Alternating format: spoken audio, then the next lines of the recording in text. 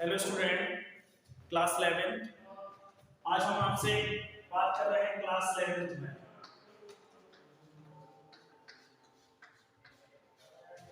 Biology में thyroid gland के बारे में। आपको यहाँ बोर्ड पर साफ दिखाई दे रहा है थायराइड ग्लैंड। तो हम जानते हैं कि थायराइड ग्लैंड कहाँ प्रेजेंट होती है। थायराइड ग्लैंड एक इम्पोर्टेंट ग्लैंड है हमारे शरीर की। यह हमारे गले पर स्थित होती है, यहाँ इस जगह पर पाई जाती है। ये एच शेप्ड ग्लैंड होती है। यदि हम इसका एक छोटा सा डायग्राम बनाएं तो हम आसानी से इसको डायग्रामेटिक समझा सकते हैं। ये कुछ इस तरह की ग्लैंड है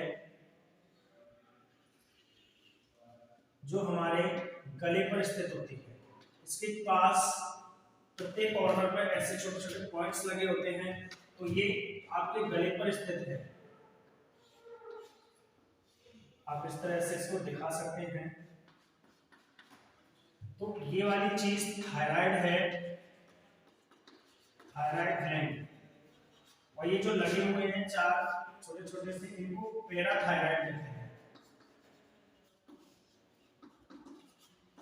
पैराथायराइड ग्लैंड। तो थायराइड और पैराथायराइड एक ही जगह पर स्थित होती हैं। और ये वाला जो हिस्सा आपको पता है ये क्या चीज है? ये आपका नेक वाला हिस्सा है और ये ट्रेकियल हिस्सा है। तो इस तरह से आप ये समझ सकते हैं कि थायराइड ग्लैंड हमारे शरीर के किस हिस्से पर प्रेजेंट है। थायराइड ग्लैंड हमारे शरीर के नेक पर प्रेजेंट होती है और ये सीधे ट्रेकिया पर जाकर मिलती है। थायराइड ग्लैंड एक एच शेप्ड ग्लैंड होती है जो लगभग 20 से 60 ग्राम वजन की होती है। इसके चारों कोनों पर छोटे छोटे पॉइंट्स टाइप की ग्लैंड्स लगी रहती हैं। इनको पैराथायराइड ग्लैंड कहते हैं। पैराथायराइड ग्लैंड पैराथायरॉक्सिन हार्मोन सेक्रेट करते हैं। पैराथ्रोम्बिन हार्मोन्स के नाम से भी इनको जानते हैं। तो ये पैराथायराइड ग्लैंड्स हैं। अब हम थायराइड की बात करते हैं तो thyroid gland is a vital hormone gland. Thyroid gland एक इंपॉर्टेंट हार्मोन वाली ग्लैंड होती है जो हमारे नेक पर स्थित है। It play a major role in the metabolism, growth and development of the human body. इसका काम हमारे सेल में चलने वाले केमिकल प्रोसेस को रेगुलेट करना है, ग्रोथ बढ़ाने में मदद करना है और बॉडी के डेवलपमेंट में भी मदद करती है। तो थायराइड ग्लैंड एक इंपॉर्टेंट ग्लैंड होती है जो हमारे शरीर के मेटाबॉलिक प्रोसेस को मेंटेन कर रही है, ग्रोथ को मेंटेन कर रही है और ह्यूमन बॉडी का डेवलपमेंट किस प्रकार हो रहा है उसको भी ये मेंटेन करने का काम करती है। It helps to regulate many body functions by constantly releasing a steady amount of thyroid hormones into the bloodstream. Thyroid gland जो होती है हमारे ब्लड स्ट्रीम में डिफरेंट टाइप्स के हार्मोन सेक्रेट करती है। ये डिफरेंट टाइप्स के हार्मोन्स हमारी बॉडी के विभिन्न प्रकार के फंक्शंस को रेगुलेट करते हैं और ये अपने हार्मोन्स को डायरेक्ट हमारे ब्लड स्ट्रीम में ट्रांसफर कर देती है। क्योंकि हमारे ब्लड में डायरेक्ट ट्रांसफर करने वाली जो ग्लैंड्स होती हैं, जो भी हम अपने हार्मोन्स को हमारे ब्लड में डायरेक्ट ट्रांसफर कर देती हैं, these all glands are called endocrine system. जैसा हम एंडोक्राइन में पढ़ रहे थे, क्योंकि इसमें किसी भी प्रकार का डक्ट नहीं होती जिसकी वजह से ये आसानी से अपने हार्मोन्स जो हैं वो हमारे ब्लड में डायरेक्टली ट्रांसफर कर देते हैं। उसके बाद जब तक आप इतना पढ़ें 2 minute,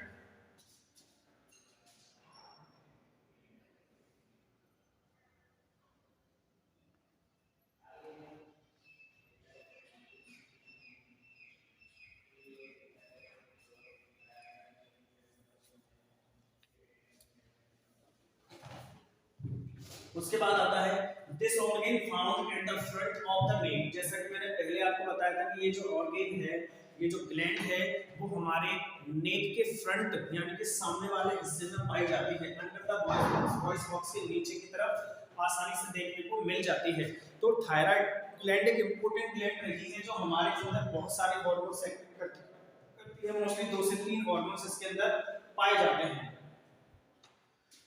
it is butterfly shaped gland. ये एक तितली जैसी ग्लैंड होती है जिसको एच शेप्ड ग्लैंड भी बोल सकते हैं, जैसा कि आप डायग्राम में भी देख रहे हैं। The two sides lobe lie against it around the windpipe. इसके 2 लोब लगे रहते हैं विंड पाइप के around. And are connected the front of level stage of tissues, और एक ही किसी टिश्यूज के द्वारा बंधे रहते हैं वहां पर। इन टिश्यूज को हम एपिथेलियल टिश्यूज के नाम से जानते हैं, क्योंकि हमको पता है कि epithelial surface is the type of surface of the body to protect the body from harmful bacterial viral actions.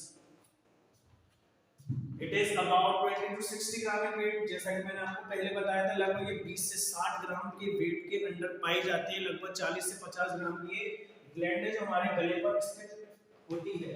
It is surrounded by two fibrous capsules, ये दो फाइबरस कैप्सूल से सराउंड रहती है।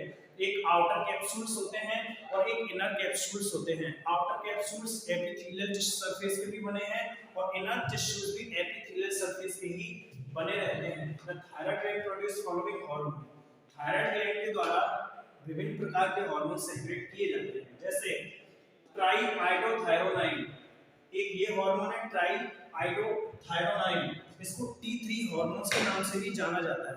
एक टेट्राआइडोथायरोनाइन, फिर से बोल रहा हूं, टेट्राआइडोथायरोनाइन हार्मोन सेक्रेट करती है। इस हार्मोन को T4 हार्मोन्स तथा थायरॉक्सिन हार्मोन्स के नाम से भी जाना जाता है। तो आपके पास दो इंपॉर्टेंट हार्मोन्स हो गए, T3 एंड T4 हार्मोन्स एक इंपॉर्टेंट हार्मोन्स हैं, इनको प्रॉपर थायराइड हार्मोन्स के नाम से भी जाना जाता है, जो हमारी थायराइड ग्लैंड से सेक्रेट किए जाते हैं। इन हार्मोन्स को हम फॉलिकुलर एपिथेलियल टिश्यूज के द्वारा भेजा हुआ हार्मोन्स भी जान सकते हैं, क्योंकि हमारी जो थायराइड ग्लैंड है वो एपिथेलियल टिश्यू से एक्सटर्नली और इंटरनली कवर्ड रहती है, जो एक प्रकार के हार्मोन के सेक्रेशन में मदद करते हैं। इसलिए इनको फॉलिकुलर एपिथेलियल सेल्स द्वारा सेक्रेट किए गए हार्मोन्स के नाम से भी जाना जाता है। उसके बाद कैल्सिटोनिन हार्मोन्स आता है। तो तीसरा हार्मोन जो है वो कैल्सिटोनिन हार्मोन है, जो हमारे शरीर में कैल्शियम की या मात्रा को मेंटेन करने का काम करता है। तो इस तरह से थायराइड ग्लैंड आपके तीन हार्मोन सेक्रेट करती है। वो तीन हार्मोन को मैं फिर से दोहराता हूं, ट्राईआइडोथायरोनाइन जिसको T3 हार्मोन्स के नाम से जानते हैं, और टेट्राआइडोथायरोनाइन इसको T4 थायरॉक्सिन हार्मोन के नाम से भी जाना जाता है। और थर्ड आपका कैल्सिटोनिन है, जो आपके अंदर कैल्शियम की संख्या या मात्रा को मेंटेन करने का काम करता है। T3 and T4 are proper thyroid hormones. T3 और T4 आपके proper thyroid hormones होते हैं. They are made in what are known as the follicular epithelial cells of the thyroid. ये आपके थायराइड में पाए जाने वाली follicular epithelial cells द्वारा सेक्रेट किए जाते हैं. Iodine is one of the main building blocks of both hormones. इसमें आयोडीन सबसे मेन सब्सटेंसेस है इन दोनों हार्मोन्स के सेक्रेशन में। T3 और T4 हार्मोन्स के सेक्रेशन में आयोडीन सबसे प्रमुख तत्व है या कंपाउंड है, जो इसके सेक्रेशन में मदद करता है और इसको मेंटेन करने में काम करता है। तो इस तरह से हम थायराइड ग्लैंड के बारे में आज पढ़ पाए और हमको पता लगा कि थायराइड ग्लैंड जो होती है वो एक बटरफ्लाई या एच शेप्ड ग्लैंड होती है, जो हमारे नेक के सामने वाले हिस्से में मतलब वॉइस बॉक्स के नीचे की तरफ प्रेजेंट होती है। ये एक एच शेप्ड ग्लैंड है जो एपिथेलियल टिश्यू से ढकी रहती है। इन टिश्यूज को फाइब्रस कैप्सूल्स के नाम से भी जाना जाता है, जो हमारी बॉडी में थायराइड ग्लैंड को कवर किए रहते हैं, जिससे कि वो हार्मफुल बैक्टीरिया वायरस से अपने आप को प्रोटेक्ट कर सके। तो ये आप अपने कॉपी में भी इसको आसानी से नोट कर सकते हैं।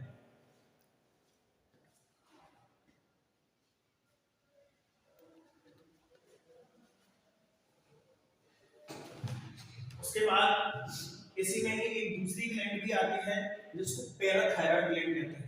तो थायराइड ग्लैंड में अभी जैसे पता चला, थायराइड ग्लैंड के चारों कोनों पर पाए जाने वाले छोटे-छोटे से हिस्से होते हैं, छोटी-छोटी सी ग्लैंड्स लगी होती हैं, जो पैराथॉर्मोन हार्मोन सेक्रेट करने का काम करती है। ये जो सेक्रेट करती है उसको हम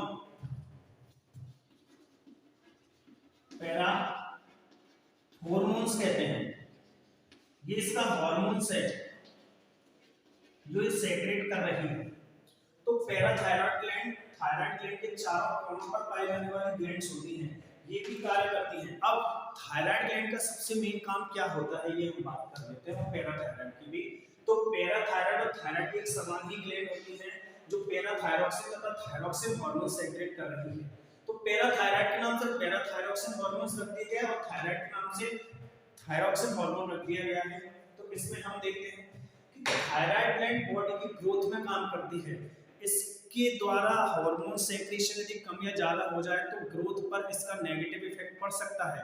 ये हार्ट बीट को भी रेगुलेट करने में मदद करती है। यदि थायराइड ग्लैंड के द्वारा सेक्रेट किए जाने वाले हार्मोन्स की कमी या अधिकता हो जाए तो इसका प्रभाव है या नेगेटिव इफेक्ट हमारे हार्ट की बीट पर भी पड़ सकता है। इसके माध्यम से गले की जो ग्रंथियां हैं या ग्लैंड्स हैं जिनको कहते हैं हम टॉन्सिल्स, इन पर भी घातक इफेक्ट पड़ जाता है। कभी-कभी टॉन्सिल्स फूल जाते हैं थायराइड ग्लैंड्स के द्वारा सेक्रेट किए गए T3 और T4 हार्मोन्स के कारण। यदि थायराइड की ग्लैंड के द्वारा कैल्सीटोनिन की मात्रा बढ़ जाती है तो कैल्सीटोनिन की मात्रा बढ़ जाने से ब्लड में कैल्शियम आयन तेजी से बढ़ना स्टार्ट हो जाता है, जिससे किडनी जो स्टोन होता है वो बार-बार बनता रहता है। इस वजह से हम देख सकते हैं कि थायराइड ग्लैंड जो होती है यदि इन हार्मोन्स की डेफिशिएंसी हो जाए या अधिकता हो जाए तो इसके कारण भी हम लोगों को काफी सारी समस्याओं का सामना करना पड़ सकता है। हमारी पल्स रेट भी गिर सकती है, ब्रीथिंग रेट भी कम या ज्यादा हो सकती है, रेस्पिरेशन में भी प्रॉब्लम आ सकती है, हार्ट बीट भी प्रॉब्लम कर सकती है। और जहां तक देखा जाए तो हार्ट की जो वेसल्स होती हैं जिनको आप आर्टरी या वेन्स के नाम से जानते हैं उनमें भी काफी सारे ब्लॉकेज देखे जा सकते हैं। इसीलिए थायराइड को एक प्रमुख ग्लैंड माना गया है क्योंकि ये हमारे शरीर की डिफरेंट टाइप्स की मेटाबॉलिक एक्टिविटी को रेगुलेट कर रही है। और हम जानते हैं कि हमारे शरीर में होने वाली मेटाबॉलिक एक्टिविटी हमारे शरीर की एटीपी एनर्जी को बनाने में मदद करती है, क्योंकि मेटाबॉलिज्म से ही एटीपी बनता है। ये हम जानते हैं मेटाबॉलिज्म दो टाइप का ही होता है, कैटाबॉलिज्म एंड एनाबॉलिज्म। तो एनाबॉलिज्म क्या है? बिल्डिंग अप रिएक्शन है जिसमें हम बहुत सारी चीजों को इकट्ठा कर सकते हैं। और कैटाबॉलिज्म में इसको हम ब्रेक डाउन रिएक्शन कहते हैं, यानी कि किसी भी ऑर्गेनिक सब्सटेंस जो कॉम्प्लेक्स चीजें हैं उनको सिंपल इनऑर्गेनिक सब्सटेंसेस में डिवाइड करने के बाद एक एनर्जी को एटीपी फॉर्म में कन्वर्ट कर सकते हैं। तो इस तरह से थायराइड ग्लैंड एक प्रमुख ग्लैंड रही है जो हमारे शरीर में विभिन्न प्रकार के हार्मोन सेक्रेट करके हमारी बॉडी के मेटाबॉलिज्म, ग्रोथ तथा डेवलपमेंट को कंट्रोल और कोऑर्डिनेट तथा रेगुलेट करती है। तो ये आप अपनी कॉपी में नोट कर सकते हैं।